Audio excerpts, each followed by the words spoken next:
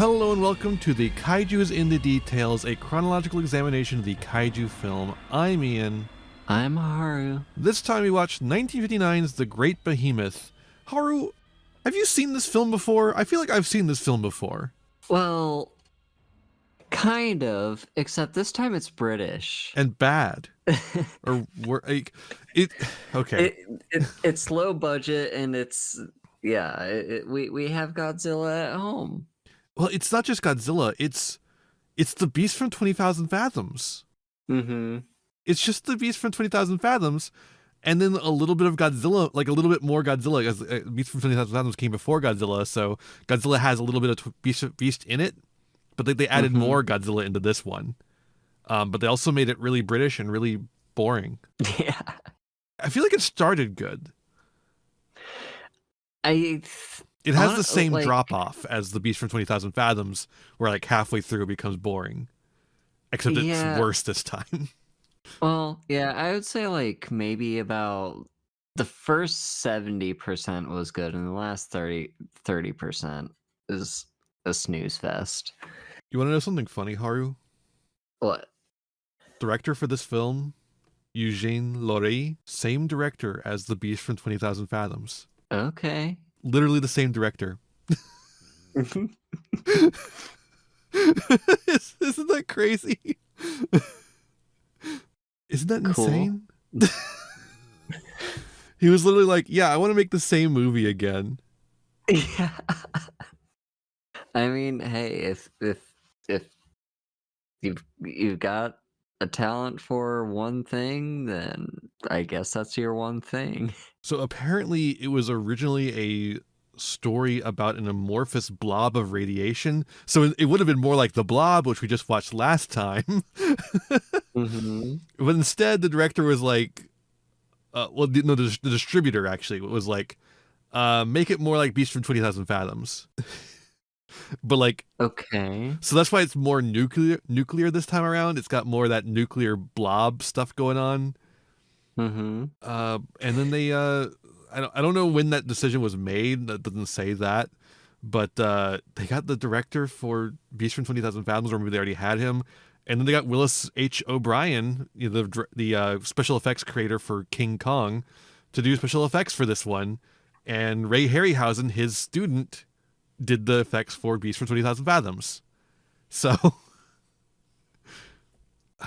speaking of effects, though, let's start with those. They're not good. Not the best. I mean, sometimes it is still Willem H. O'Brien. It's still good sometimes. The stop motion was kind of neat. Yeah. So sometimes Willis shines through, and you get some good stop motion. It wasn't the best stop motion, but no. It was not across the board, at least. Yeah, but like there was moments where it was like, oh, that's really nice. But God, they use it over and over again. There's this one shot they just show over and over and over again. They're reusing it so much. And then there's the rubber toy. Yep. People love Ray Harryhausen loves to talk shit about Godzilla and the rubber suit. And here's his fucking teacher going, yeah, here's a rubber dinosaur toy. That's a monster. Also, I don't know if you noticed this, Haru, because this requires not exactly a keen eye, but you have to be paying attention for it. So you might not have noticed this, but in the scene where the monster's attacking the boat, you can see where the rubber stops and it becomes a machine that somebody's operating. Oh. Like, I swear to, this is not something I'm reading from like a website or anything. I saw this with my eyes. I swear to God, I could see the metal, like, pole it was attached to. The metal rig they had attached the rubber suit to, or not suit, but a dinosaur head to. And it's like, I say it requires paying attention, but like, that's only because of the choppiness of the waves. It is not particularly well hidden. It is very large and in view when it shows up. Yeah, I might just not have noticed it because I was paying attention to the monster attacking the boat. Yeah. Yeah, I was mostly looking at the boat. Yeah, no, that makes sense. It's just like I saw it and I was like, "There's no way," and then it showed more of it, and I was like, "What in the hell?" Because it cut away from it and then it cut back to it. Oh man, really really bad. And then otherwise, oh, also the radiation effect is really strange. Yeah, it's just kind of like a Like I guess you need some way to depict radiation happening, but yeah. It You know what it reminds me of, kind of? mm, You know the old Spider-Man cartoons when Spidey's doing Spidey sense? It kind of reminds me of that. like it seems like a hypnotism beam more so than Yeah. radiation. Like the sound doesn't seem to be diegetic, and it feels like it's like goes like whoa whoa whoa whoa whoa. And that's like that doesn't I don't know. It doesn't scream radiation to me. But also Mhm. apparently it's not just radiation. It's like radiation and electricity. I It's electric electro radiation. Like what radiation. the fuck? Pick a lane, dinosaur. The dinosaur is called a Paleosaurus. That's what the guy calls Mhm. it. Now I did a little bit of digging here. And from my understanding of a very brief little bit of Google searching, Paleosaurus was a genus of dinosaur at one point in time, not a species, but a genus. But he says it's some kind of Paleosaurus, so fine, whatever. Mhm. But a funny thing is that in 1959, the same year this movie was made, we began to shift our understanding of the genus of Paleosaurus. And from what I understand, it's kind of an outdated genus at this point. Hmm. Very funny that happened the exact time. But I didn't see anything in there about electric eel powers. Yeah, that honestly, that sounded very far-fetched and probably just made up for the plot. Like, It was not only does it sound far fetched, it sounds like immediately on its face it sounds fake. It's like no, dinosaurs don't do that. Like you just immediately go like, nah, dinosaurs don't do that. yeah, like they try to make it believable by comparing it to electric eels. I'm like, oh, see, there's another marine biology that produces electricity. But it's like, But dinosaurs don't do yeah, that. but That's an eel, not a yeah. dinosaur. Like Yeah. and we're like we didn't do this about Godzilla, right? Godzilla breathes fire. Dinosaurs don't do that, but it feels like they could, right? It Hmm. doesn't feel like dinosaurs have electric powers like eels, right? It's just like it's not a factual error that I'm complaining about here. It's more that it just doesn't feel right. It's a strange choice. And then also just mixing it with the radiation thing. Like you already had the radiation thing. Why did you need to add the electricity thing? It's a hat on a hat. Yeah. And there's a couple prehistoric like aquatic prehistoric animals that I would believe Well, that's it, the like thing, right?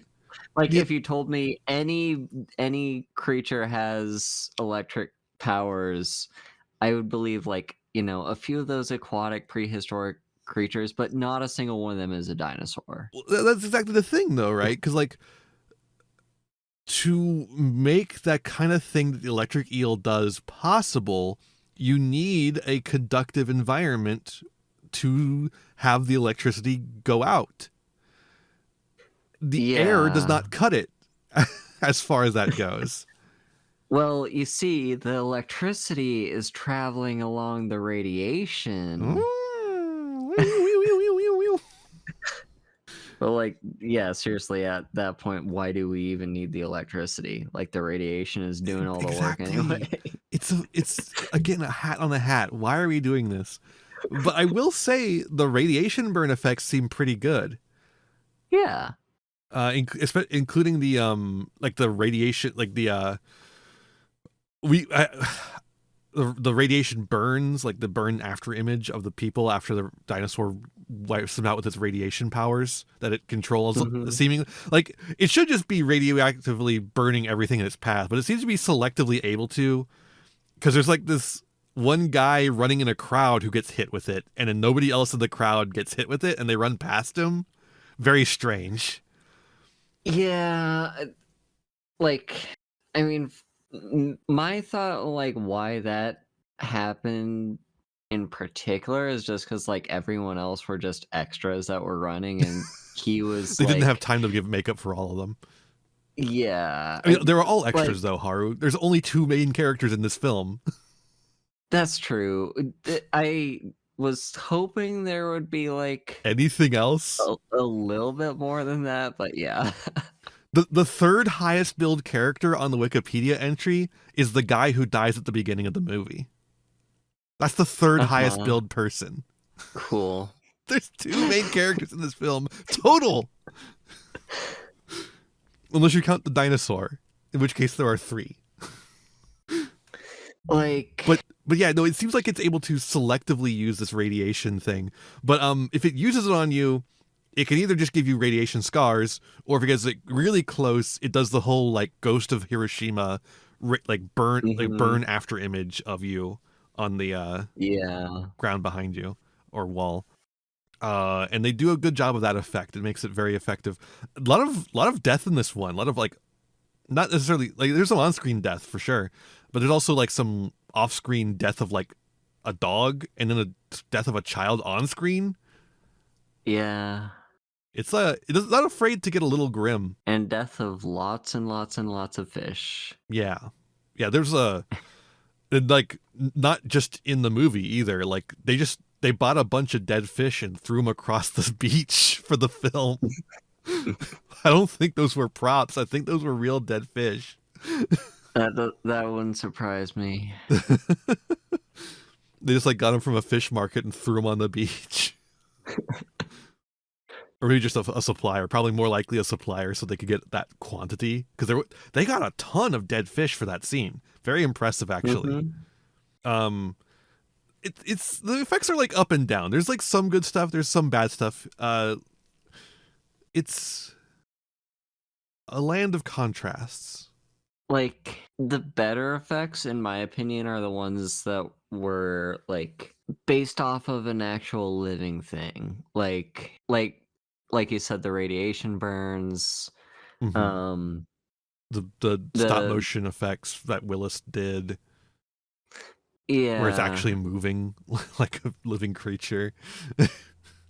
Yeah, the ones where it wasn't as great where it was just kind of like an up close picture of its face. It Or that does not rubber have thing. it For the does water not have the scenes. best face. It's not the Yeah. worst one we've seen, but like This is, folks, if you haven't seen it, this is a fake ass dinosaur. This dinosaur is the kind of shit you would see at like a toy store when you were a kid. yeah. Like, these are not based on real dinosaurs in the slightest. These are the fake dinosaurs you see at the Goodwill or the Dollar General. They're Dollar General. The dinosaur toys level of fake dinosaur. Like, it's got spikes for reasons. I mean, again, like, Godzilla is a fake ass dinosaur, but like, at least that one's interesting. Yeah. It's like a T-Rex with Stegosaurus fins, right? This guy looks like the 1800s drawings of dinosaurs. This is the kind of dinosaur where other than specific popular dinosaurs like T-Rex, Stegosaurus, Triceratops, whatever, when someone says the word dinosaur, this is the vague shape of what might pop into your head. Yeah. It's like somewhere between an Apatosaurus or like one of the other long neck dinosaurs and like a crocodile. Mm-hmm. Which, there were some of the early archosaurs, I believe is the correct term there, were like kind of, and Paleosaur is an archosaur of like a kind of a type of archosaur. And some of the early archosaurs were basically like crocodiles, but they're a little more dinosaur-like. But I don't think like this exactly. Mm-hmm. And they certainly didn't have electric eel powers. But I think what's more disappointing about it is that it is just like a dinosaur that has radiation powers. So it's like, but it's like everything else about it other than the radiation powers, is exactly the beast from 20,000 Fathoms. It is so much like the beast from 20,000 Fathoms. It is a large, long neck, predatory dinosaur with spikes on it that is semi-aquatic and comes from the ocean to attack. Is awakened by an atomic bomb, but in this case, it has the radiation powers too. Yeah. And like Wikipedia says it's because of that atomic slime one, atomic goo original script, that it has the atomic powers. But come on, it's also because of Godzilla. It's also because of Godzilla, because they do some like 1-for-1 Godzilla scenes in here.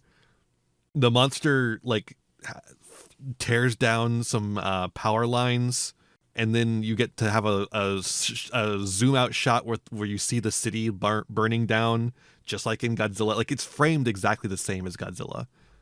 Yeah. So if you just imagine Beast from 20,000 Fathoms with a bit more Godzilla in it, that is this film. And boring.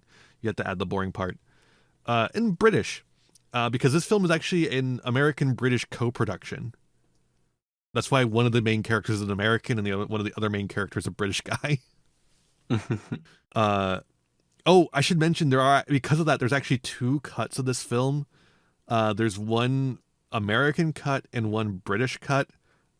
We ended up watching the British cut because that's what we had available to us. The difference is about 8 minutes. And you might be wondering, oh, what did you miss in those 8 minutes? Was it important? No, apparently not.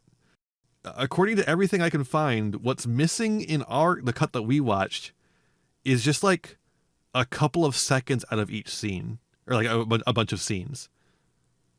So basically just a bunch of trimming. Yeah. For some reason, they trimmed the British cut to make it a little, like, make the scenes not last as long. And for some reason, that made the rating of the film go from an X to something else. Let me look it up real quick just to confirm. An X certificate to a certificate. X certificate in British, at the time at least, in British film meant it was for persons over the age of 16. And then the A just means more suitable for adults instead of only over the age of 16. And then the other rating would be universal for all ages. So the A rating is an advisory rather than a law. That's the difference. So it's basically like kind of the equivalent would be R-rated versus PG-13. Yeah, it's something like that. So I don't know why it got a different rating after being trimmed down by like 8 minutes. Also, they changed the name. Did you notice that at the beginning of the film it was called Behemoth the Sea Monster? That's just the British name of the film. For some reason, they changed it in the British copy to Behemoth the Sea Monster instead of the Giant Behemoth. Don't know why. Do not understand why.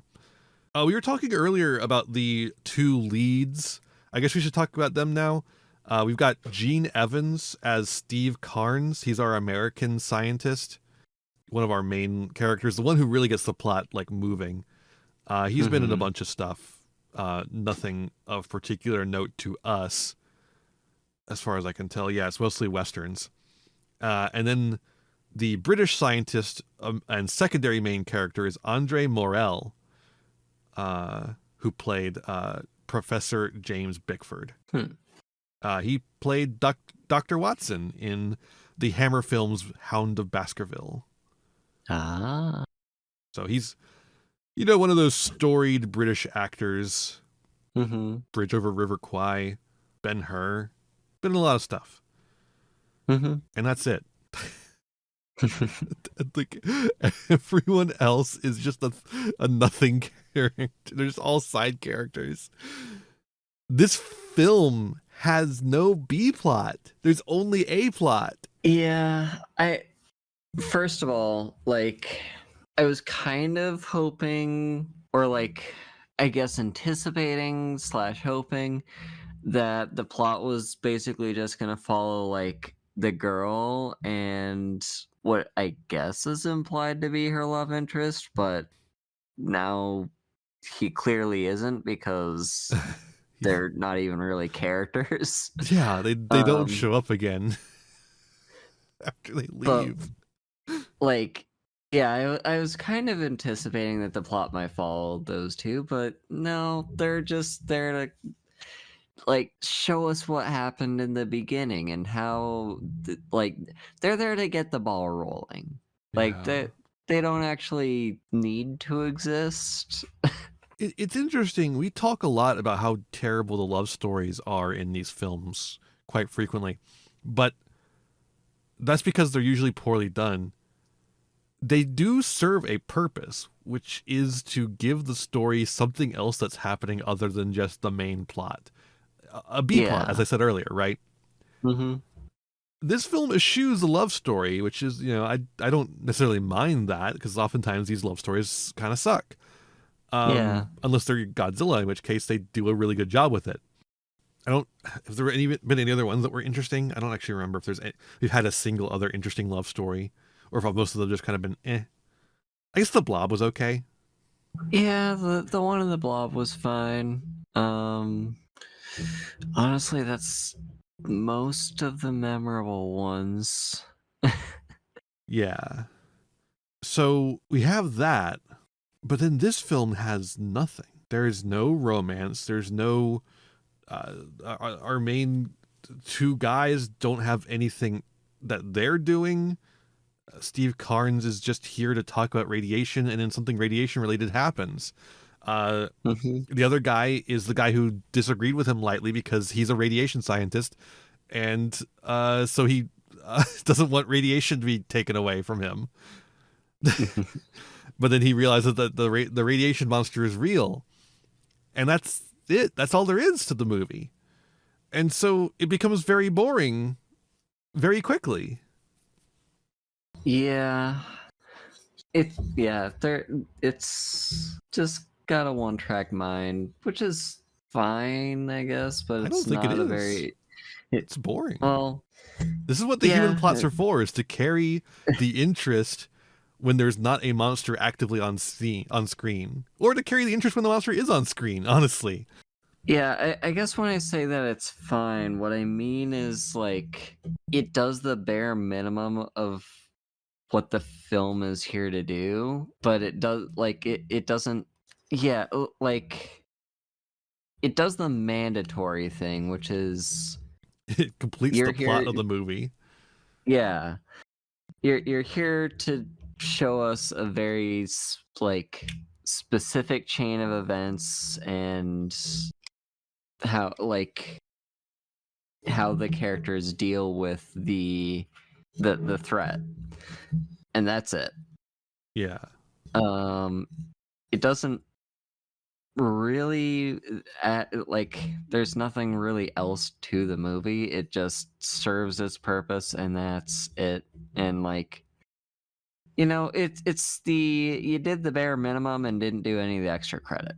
yeah. So this plot is just so bare bones in every possible way. Like, I was gonna say like it feels like a video game where there's everything is straightforward, but modern video games have side missions, right? Yeah. It's like a video game from the 80s.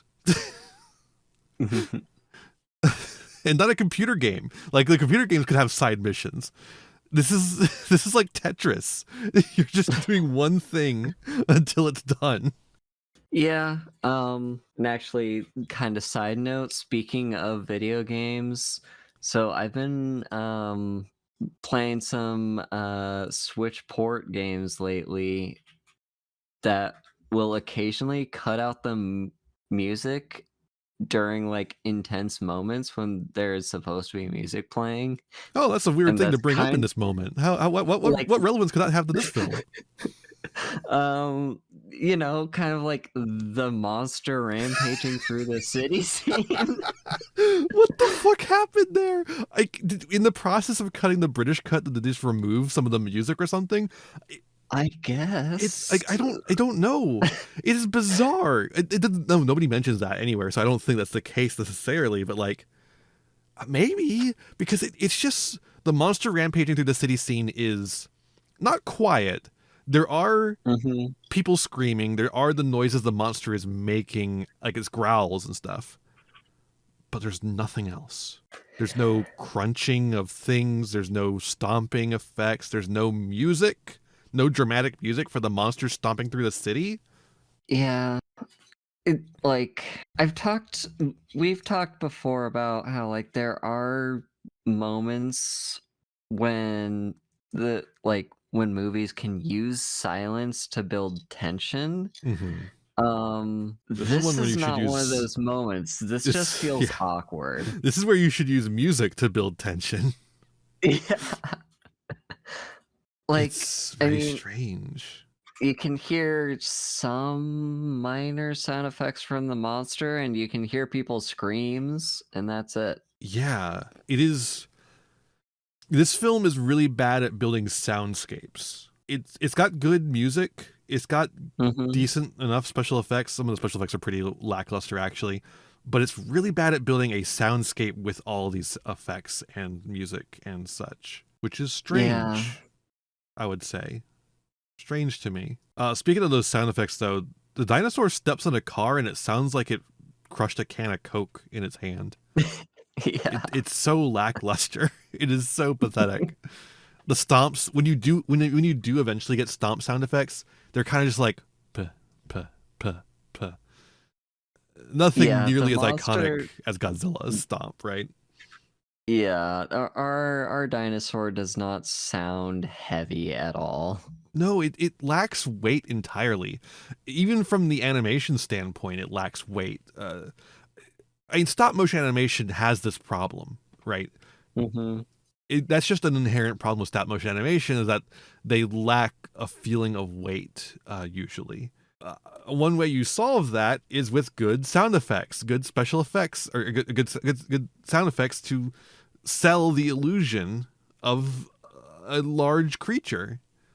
I mean, hell, if Yeah. you look at Jurassic Park, one of the most iconic ways they sell the illusion of the T-Rex is the stomping sound it makes before it even enters the scene. Mm-hmm. And here we get either nothing or just kind of It's very strange. It's very strange. A lot of strange choices in here. Yeah. It makes me wonder if like there was something preventing them from doing more. The budget is $750,000. Hmm. I'm looking up the Blob to remember how much that one was. The budget on the Blob was $110,000. So this had 7 times the budget, at least. Well, no, a little bit less than 7 times the budget. But it was doing stop motion animation, so it'd probably be more fair to compare it to The Beast from 20,000 Fathoms, which came out, 6 years prior. That's it. It's only been 6 years since that film came out at this point in time. And it Feels like forever. it had a budget of 210,000 or 285,000, like a range there, estimated range, which means Beast the Giant Behemoth had more than twice the budget, more than 3 times the budget of a much better film with better effects, better sound, better everything. I'm guessing the money went to buying fish and going to the UK. Maybe. Bizarre. I'm so confused by this. Like, if you look at the reviews, they're like talking about Willis O'Brien working with a low budget, but like he had more than Harryhausen did. I'm looking up the budget for King Kong. Granted, a different time, so like a much earlier time, so the inflation might change this. But okay, the King Kong budget, some more of a similar range, but still less.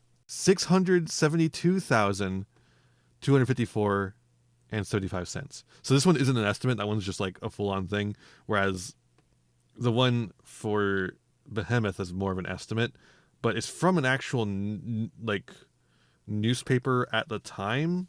So I don't imagine it is inaccurate. I can't find where it actually says it because it's literally just linking me the entire newspaper. It's Variety. the newspaper Variety. Oh, so this is on page 1, but that's a lot of text. Okay, it says here, Behemoth in any event is no quickie. This is before the film was made. Although the picture has none of the familiar marquee names, the shooting schedule and production values are bringing up the cost to $750,000. To be an Allied artist release from the most expensive from the company whose previous big effort was Love in the Afternoon. So this was a very expensive film. Genuinely don't know what they did with all that money. Flushed it down the fucking toilet. That's insane. What the fuck?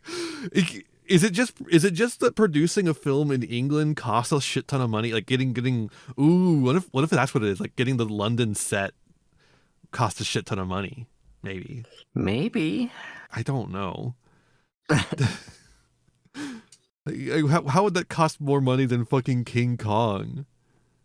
New York? Like weird.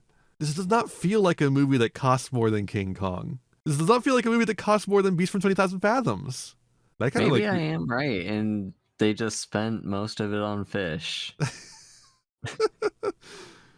There must have been some production issues or something where they wasted a bunch of money on some shit that they didn't actually end up using or something. I don't know. Yeah, possibly. This is so bizarre, though. Wow. That's like kind of got me looking at this even worse than I was before. It's like you had all that money and it just like, that's it? The live action scenes are all filmed in Great Britain, and then the stop motion were filmed in a Los Angeles studio by Willis O'Brien, and then optically integrated into the live action footage. There's nothing here that seems to indicate why this would be so fucking expensive. That's insane. I guess we didn't actually talk about the actors. We just mentioned the two of them. They're fine.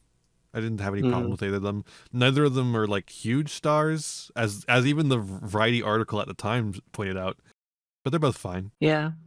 I kind of like the American actor a little bit better.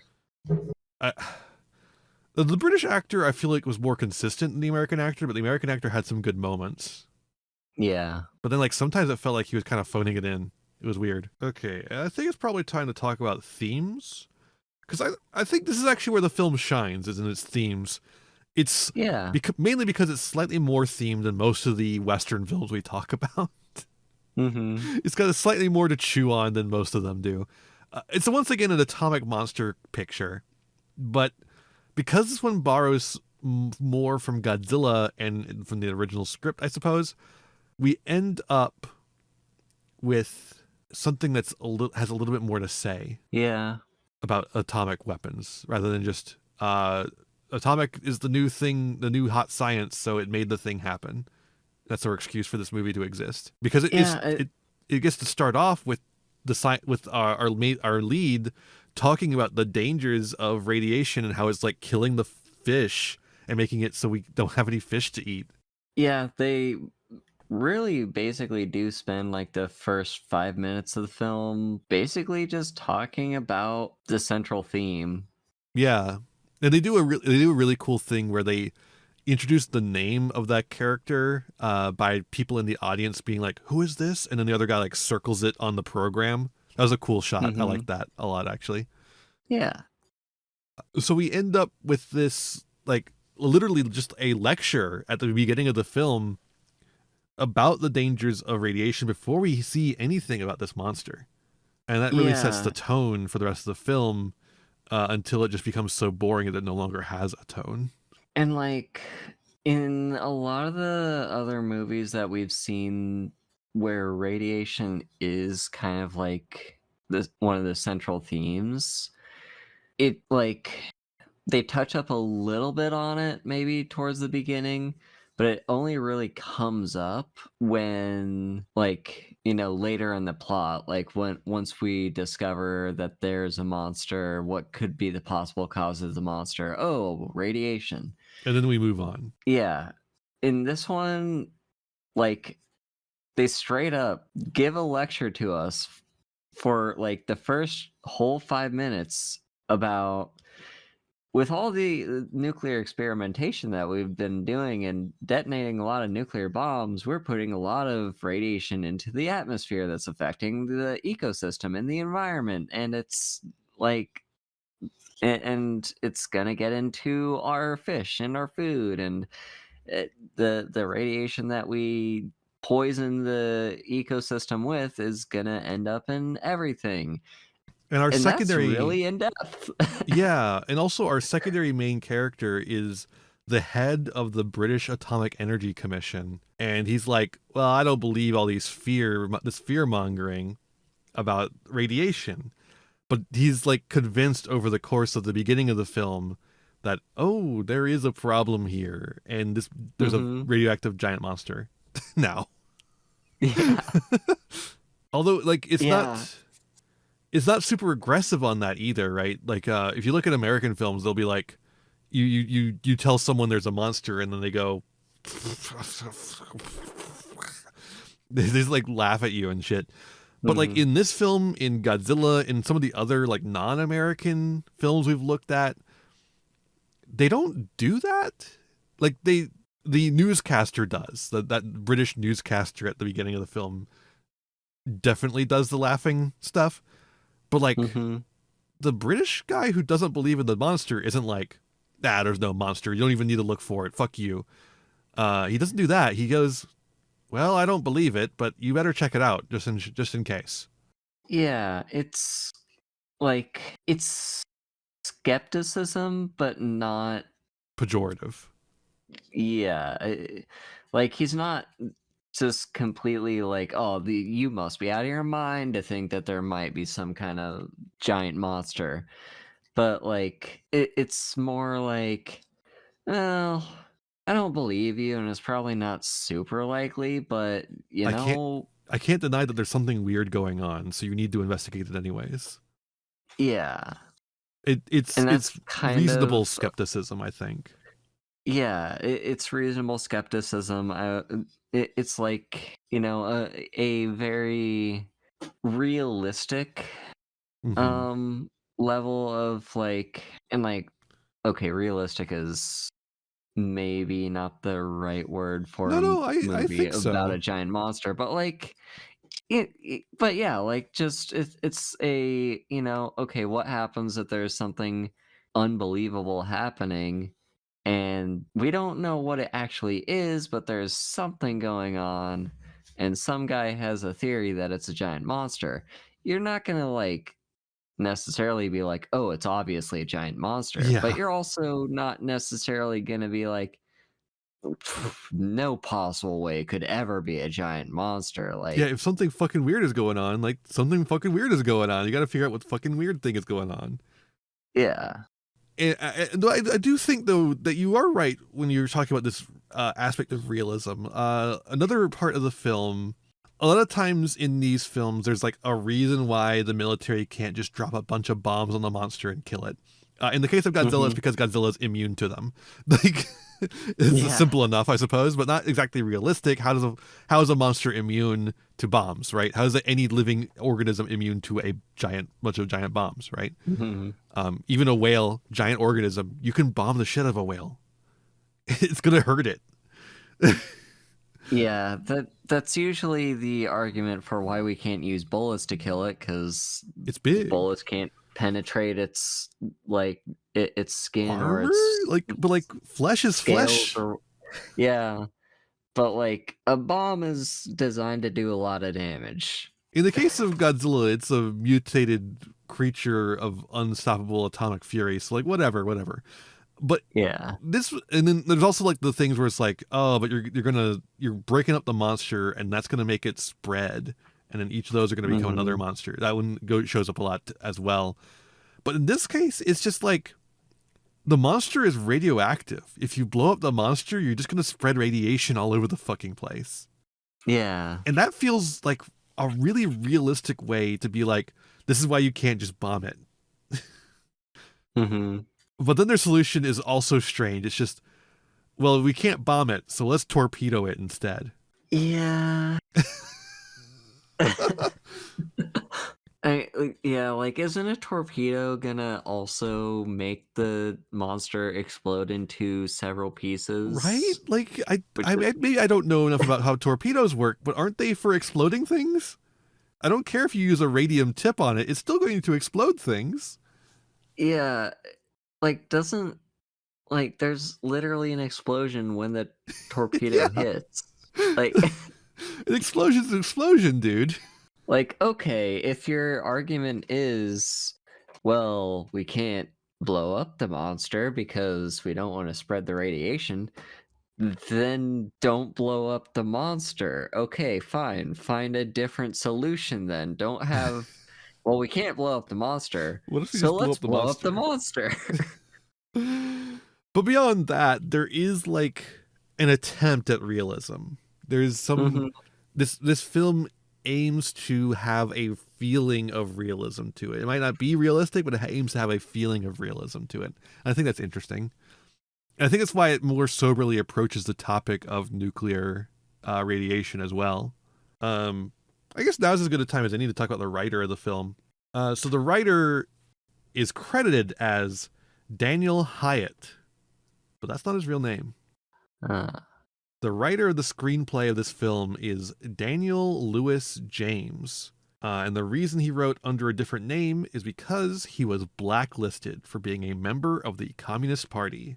oh. So, I not to be like only leftists can write good things, but I think that's why it approaches the topic a little more soberly and like Mhm. more negatively on nuclear power or like not power, but radiation. Just because it's coming from a guy who is not rah rah USA, right? Yeah. I guess I should also talk about the fact that this guy also wrote a famous novel under a different pseudonym, Danny Santiago. He is not of Mexican heritage. He is a white guy. Um, he is very controversial for this, as you might imagine. Yeah. Some people say he's a fraud, and some people say he conveys an accurate portrait of Chicano culture of the time period. I don't know anything about that. I've never heard of the book Famous All Over Town. Never heard anything about Danny Santiago. Never heard anything about Daniel Lewis James. All I know is Daniel Hyatt, who wrote this film, or the screenplay. Mhm. But that's neat, and yeah, that does make sense for him to have a bit of a perspective where he's not he doesn't have, like, the rose-tinted glasses of a lot of American, writers at the time, Mm-hmm. And so even he the script can even mentions the like the when it talks about like the dead fish, it mentions Japan. Like the like they're like yeah. the dead fish in Japan, like where a ton of nuclear like in the Pacific where a ton of nuclear testing is going on. It's like it's not afraid to talk about the actual places where nuclear testing is happening and the Mhm. consequences of that, which I think is interesting. Yeah, it's very upfront about, we shouldn't be doing all this nuclear testing. It is really, really bad. And then the ending where it's like, and now there's going to be some of these dinosaurs attacking them in the United States, right? Like Mhm. it's not a like, oh, we finished the dinosaur off and now it's the end. It ends with like, oh, it's going to happen again and again and again. Yeah. It's yeah, it's not a, like, happy ending. It's a, like, we get a brief reprieve. It feels like a happy ending until they get into the car and turn on the radio, Yeah, and then there's a like, twist. we get a brief reprieve, we have dealt with this monster, and then it turns out that there's a lot more monsters. The reason I knew it wasn't going to just end like that though is because when these films end, they just like suddenly end. They don't wrap anything up.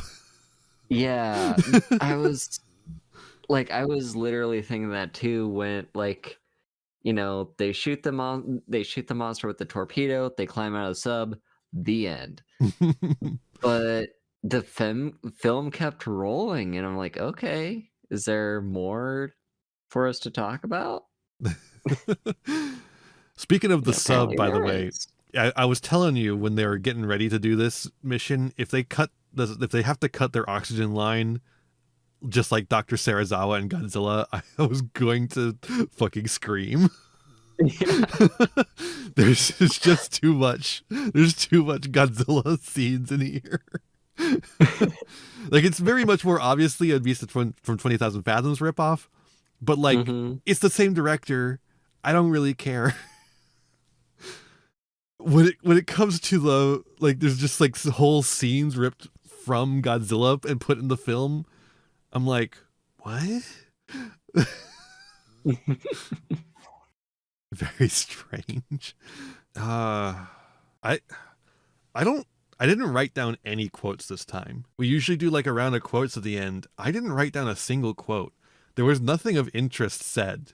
Yeah, there was, like I think there were a handful, that might have been, like, interesting quotes. I've got two things Um, that I didn't write down as full quotes. What are your thoughts? Let me hear what you're thinking about. so the first one that I'm thinking of is basically specifically because the movie draws attention to it, is, like, the whole, like, mini monologue as our American dude is staring out the window of like some beast has come out of the ocean and has returned. Oh, okay. And then the other, like, honestly, like that's kind of like the only one Fair. where it felt like the movie was actually Doing anything? trying to be profound with a line other than the very beginning. Yeah, I've got two moments that I didn't write down as full quotes, but are interesting in some way or shape or form. I guess first up would be the funeral scene for the man who dies at the beginning of the film. Now, I don't know how many funerals you've been to, Haru, in the Christian world. I've been to a couple, a few here and there. I have never heard one that quotes from the story of the behemoth. Yeah, that stood out as a little bit odd to me. Like, They're putting the man in the there ground, and the priest is like, "Well, you know, Job said that the behemoth was a nasty wasty." What? Uh, yeah, I mean, yeah, I haven't been to that many funerals, especially not that many, like, ones that specifically quote from the Christian Bible, but, like, it does, like, okay, sure, for all I know, they might just pull out a Bible and read a random, like, a random quote from it. But, But usually like, it's New Testament. yeah, And I realize this is an Anglican church, I would imagine, but like, mhm. still, right? They probably do New Testament, right? Like, that's where the happier stuff is. Yeah, this one is, like, it kind of has nothing to do with the The guy that the they're funeral, burying? like, and it's really weird because like his last words were saying that the behemoth was coming from the sea. So like, you can kind of intuit a little, like it implies that his last words were made into a request by his living relatives for the priest to include a line, like a passage about the behemoth Yeah, in the funeral rites, and that's just insane to me. yeah, He thinks he was or at killed by least behemoth. Can you do a line about the behemoth in your sermon? yeah, I mean, or at the very, like, even if it wasn't that sort, like, "Please read this line from the Bible," it could've even just been like, "Oh, no, I'm so sorry to hear about your dad. Wha like, did he have any final words to say?" "Well, he said something about a behemoth." And then the priest is like, Well, I know just the Bible quote. Like, what a weird thing. What a bizarre thing to happen. Yeah. Also, kind of on that topic, I do wonder, like, if there might be kind of a secondary sub theme going on here that has like a little bit more of a biblical one because of that. But It's so weak. Like, I thought about this too, of yeah, course. Like, it's text in the film, right? It's like, yeah, we're making these biblical allegories. All the like, it does it several times in the first half of the movie, yeah, and then ceases for the rest of the film. yeah. Like It never comes back to the it. the movie literally names the monster Behemoth. Behemoth is literally in the title of the film, and That, Behemoth is literally referencing a specific thing from like the Bible. yeah, diegetically, the reason the monster is named Behemoth is that the first person who was killed by the monster, when his dying words were that Behemoth came from the sea. From like Behemoth, and he meant it as Behemoth from biblical prophecy, as his daughter said. Yeah. And so that's why the doctor who talked, or the scientist who talked to his daughter, calls it the Behemoth. He's like, it's as good as name as any, right? Mm-hmm. And then they never bring up anything in relation to that again. It's very half-assed. Yeah. It's like they want to have this biblical thing to it, but they don't want to commit to it at all, which is very strange for the time period. You think they would be willing to go a little further in on this like Christian symbology of it? I don't know. Yeah. Maybe it would be It blasphemous. might also have a little something to do with like the movie starts off in this small Cornish village, and so I guess it's a little bit more It's the realistic Odo. that like It's the Odo Island scene of Godzilla. Wait, yeah, it is. fuck! It's the Odo Island scene from Godzilla. Oh. They also did the footprint scene from Godzilla, where they find the fucking footprint and take pictures of it. They just didn't do the mountain scene where it pokes its head up. What the fuck? They did do it attacks a cruise ship scene. They did do that. And they do have a couple of shots that do show the head. It's not peeking up above Oh, a it does mountain. peek out of the water. But yeah, And the scientist sees it and goes, "Whoa!" Yeah. What the fuck? So I think some of this stuff was also in Beast from 20,000 Fathoms, but again, it's just crazy how much this is just those two films mixed together and then made worse. Yeah. But yeah, like going back to like the potential religious theme, like so I don't know a ton about the Bible. I did take like other than just what's generally kind of common knowledge, um I did take like a Bible course in like a religious studies course in college, and that was like over 10 years ago. So Same, well, actually, about the same time actually period too. no, it would have been over it would have been about 7 years ago. But anyway, yeah, so I don't yeah, like I don't remember a ton about it.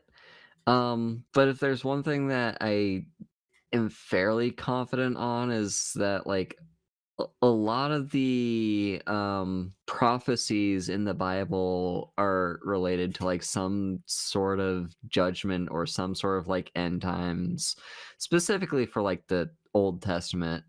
And I mean, it sounds like Behemoth kind of fits that category. And so what I guess what they're trying to say is like we should not have been messing with nuclear testing, and it's going to come back and bite us and bring about the end times. This is funny because you were raised Christian, right? Or like some you were like raised universal Unitarian. Yeah, it's technically a like branch off Yeah, of it's Christianity, quote but like unquote Christian. it's a very loose, um, extremely loose connection. This is funny though, because I was raised pagan, which has no connection to Christianity, Wiccan specifically, and so I'm like here like, do I know more about the Bible than you?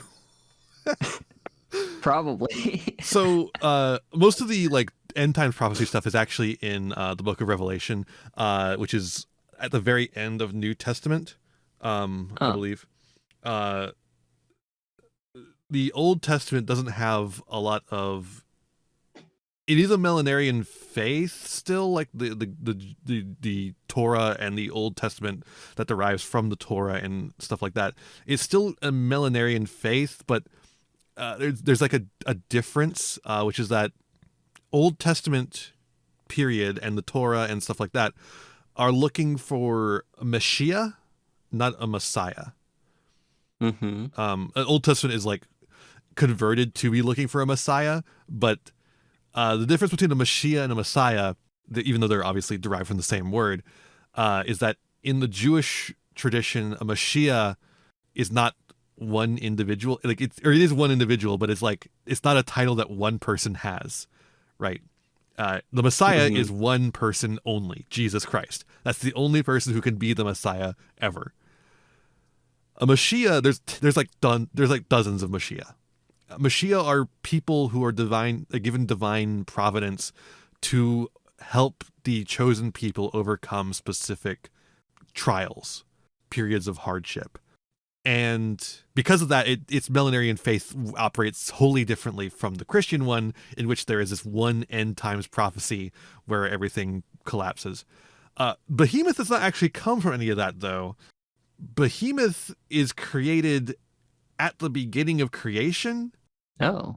I don't know why God created Behemoth. Now, it is part of end times prophecy in that I believe it is supposed to return in the end times.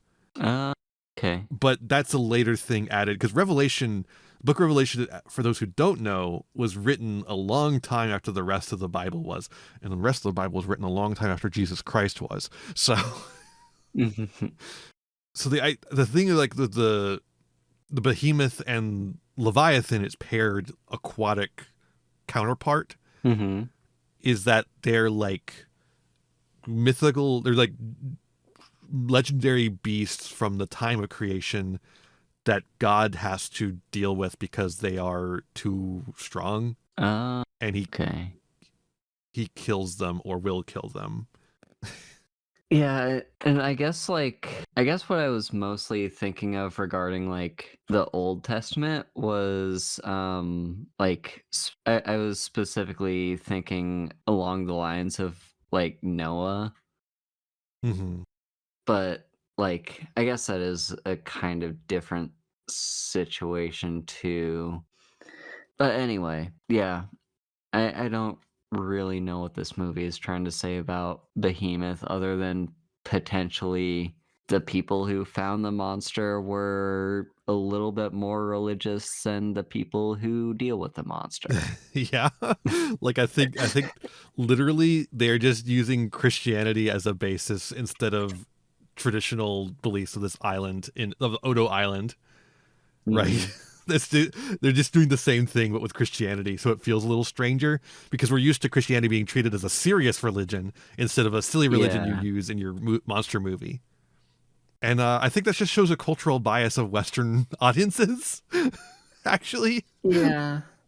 Although, funnily enough, there is actually a connection here, which is that Christian fundamentalists, young Earth creationists in particular, do associate Behemoth with the dinosaurs, which they believed lived alongside humans because in their worldview, the Earth is only 6,000 years old.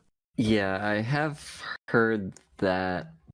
If you ever hear of cryptids like Mkele Umbembe or stuff like that, like the fake living dinosaur cryptids, those are all Christian fundamentalist propaganda to prove that dinosaurs still exist, to prove that the Earth is only 6,000 years old. Hmm. I have actually not heard of any of those cryptids. There's quite a few of them for some reason. Well, not for some reason. It's because they're propaganda tools Yeah. used by Christian fundamentalists. So in that way, I guess it kind of plays into that, but I don't think that's the intention here. I literally think it is using the Christian legend of Behemoth the same way Godzilla uses the Odo Islanders' native religion. Mm-hmm. You know what? Based.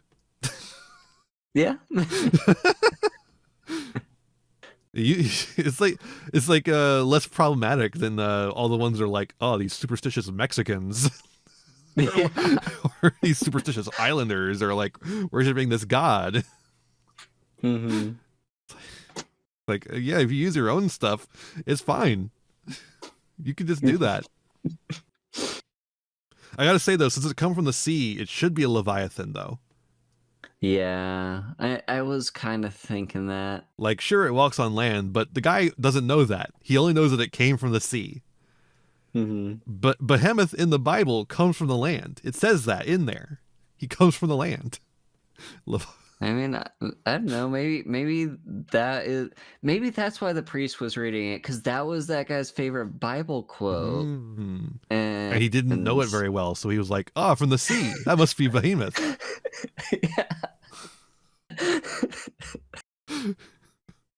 Wishful thinking, maybe. He was like, "I don't want it to be Leviathan.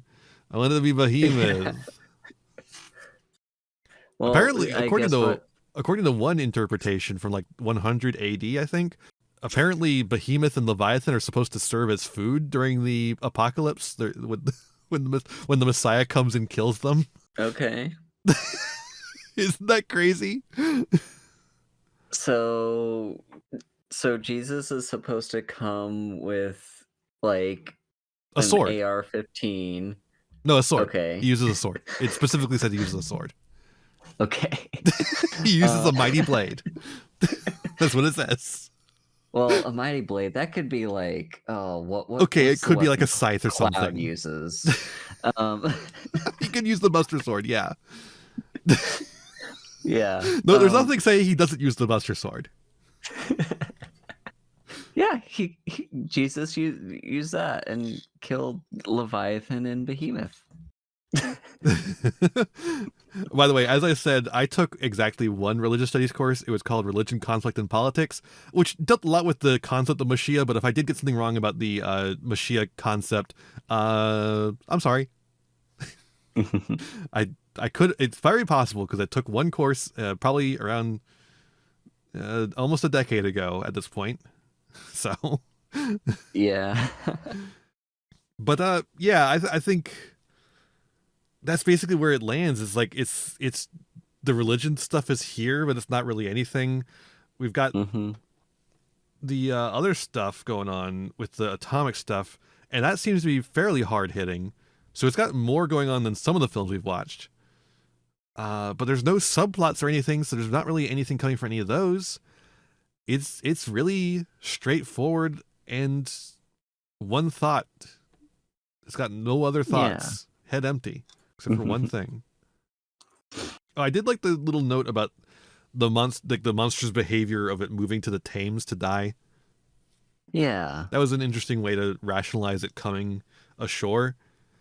I think speaking of that's the other moment is like that was the one moment was the behemoth. The second moment I had pulled up was the paleontologist talking about doing a monologue about how he always thought dinosaurs were real. Yeah, that was kind of the second quote that I really liked, was him basically being like, ever since I was a little boy, I thought that dinosaurs were like they were real, and I wanted to see a real live dinosaur one of these days. He monologues for so long. I thought he was going to become part of the main cast, and then he immediately dies from radiation electricity exploding his helicopter. Yeah, he was actually what? Yeah. It was a shame too, because he was actually my favorite character for the like 10 minutes he was introduced. Yeah, it's very strange that he's like he's there and then he's gone. Mm-hmm. And like again, his helicopter explodes because of the radiation electricity. What? It like full on explodes. I mean, don't underestimate radiation electricity. I guess not. I guess I won't. I simply won't. Like with radiation fire from Godzilla, that makes sense. Fire makes things explode, especially Yeah. combustion engines. But fucking fucking radiation electricity? Does that make it explode? I don't know. I'm still stuck on how the electricity transfers through the air. It doesn't go immediately down. You know how lightning goes down? Mm-hmm. Why isn't it going down? Why it go up? Do you have anything else about this film? I think I've gotten most of mine out. Nope. This film churns through characters like nobody's business. Yeah. Yeah, like the last two things I had on my mind we already talked about, like the thing with like why it's called Behemoth, and the thing with like the paleontologist guy. Yeah, it's very strange that we start off with like this fishing family, and then like we get one guy killed. Well, I guess we start off with the scientist, but like we move to this family of old fisherman, and then like the daughter, and then a guy. They're there, and then we just like immediately leave them as soon as possible. Mm-hmm. And then we get this paleontologist guy, and he dies as soon as possible. We get these military guys, and then they just kind of blur into nothingness. Yeah, I guess our main characters kind of disappear for a while too. So we're just kind of left without characters for a little bit. Yeah, it's not the first kaiju movie we've seen to do that. Yeah, yeah. Actually, I guess there was one last thing. You mentioning the fishing village again. Just a little tiny like nitpick, I guess, was like, so the girl is traumatized that her dad dies, and we just get done with the funeral, and her would-be love interest is like, hey, let's go walk, let's go for a walk. And where does he decide to take her for a walk? To the beach where her dad died. I mean, it's a fishing village. There's not many other places to go. Surely there's not a lot of other places to go, but like, come on. Really? He has no respect for trauma. And then also while they're there, he touches a dead jellyfish, for no reason. Mm-hmm. Yeah. He gets a radiation burn, but like you can still get stung by a dead jellyfish. He should know that. Yeah. He was kind of dumb. And then the rest of the reason he exists for the plot is to show our main characters around. Yeah, and then he promptly disappears. Here, let me show you to the doctor. Here, let me show you to the beach. Here, let me show you to the rock where I touched the jellyfish. Here, let me show you my hand where the radiation burns are. Yeah. That's all he's got. Is showing people things. Anyway, I think that about sums up what I had for this movie. Yep. Oh wait, I do have one more thing. Remember how the lights made him dizzy? Just like how the lights distracted Godzilla in Godzilla Raids Again. Oh gosh. Anyways. It's interesting that you caught that, because I didn't even register it as the lights making him dizzy. I was just like, oh, that's just the stop motion being stop motion. No, I think it was supposed to imply that the lights were making it dizzy. Although it did fully pick up a car and throw it into the water while it was doing that, getting dizzy. Yeah. And also, as you can you guess, audience at home? It made no noise when it picked up the car. Not a single sound. It just did it. Isn't that awesome? Stealth dinosaur. Very stealth. Okay. Well, thank you so much for listening. I hope you enjoyed.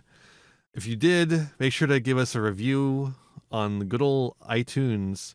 I meant to go and read the reviews this time. I swear to God I was going to, and then we ended up skipping a week of recording, and then I didn't do it this week. Mm. And again, they take so long to pull up. We do appreciate though every review we get, and the comments on the YouTube page. If you have any corrections on the Mashiach thing or any like information on Anglicanism that would explain why they mentioned the behemoth so much, put them in the comments on the YouTube channel, Pod Ian, where every episode of the Kaiju in the Details is. It's also available on every podcatcher. Recommend it to all your friends because that's the way podcasts grow best. Haru, where can people find you? I am Haru Hayes, a puppy girl VTuber who streams over on Twitch at haru.vspire.live. No, that's my Blue Sky. I stream on Twitch at twitch.tv/Haru Hayes. You can follow me on Blue Sky at the aforementioned handle. I've been slightly getting more active on Blue Sky again lately, so follow me there if you want to keep up with me. Other than that, I haven't been doing a whole ton. Although one of my goals for this year is to write more. So if you follow me in places and find my links at that link to my card, you can find wherever I publish my short stories. Hell yeah. I am Thempire Ian, vampire VTuber and card game extraordinaire. You can find everything you need to know at thempireian.neocities.org. It's my website where you can find all the links for all my various YouTube channels, including the new one, Bachu's Library, which is a Clips channel. It's run by my friend. Please get it to 1,000 subs so that my friend can get paid for the work she's doing. Heck yeah. I'm not making her do it, by the way. She wants to do it. I feel really uncomfortable about the fact she's not getting paid for it, so please help. With that, Haru, are you ready to say goodbye to the giant behemoth? Yeah. Sayonara, behemoth. Sayonara, behemoth. Next time, get the Leviathan instead. I prefer seafood.